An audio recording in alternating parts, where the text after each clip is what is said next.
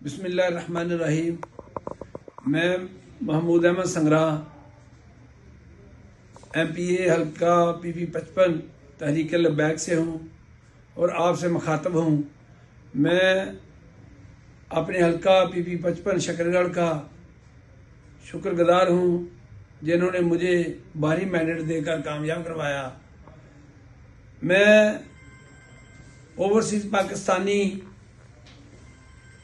जो मेरे हल्का से जो मुल्क से बाहर रहते हैं, मैं उनका दिल की था गहराइयों से शुक्रगुजार हूँ जिन्होंने अपने घरों में फ़ोन किया, अपने दोस्तों को फ़ोन किया, अपने रिश्तेदारों को फ़ोन किया और मेरी हमायत में अहम किरदार अदा किया।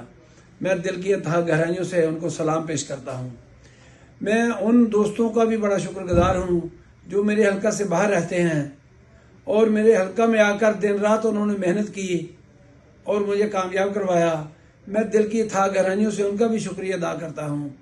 मैं अपने हल्का के बुज़ुर्गों, नौजवानों, बेटों, दोस्तों, अपनी माओं, बहनों और बेटियों का भी शुक्रगुजार हूँ जिन्होंने मुझे वोट दिया और मुझे कामयाब करवाया और मुझे मेरे कामयाब होने में अहम किरदार अदा किया।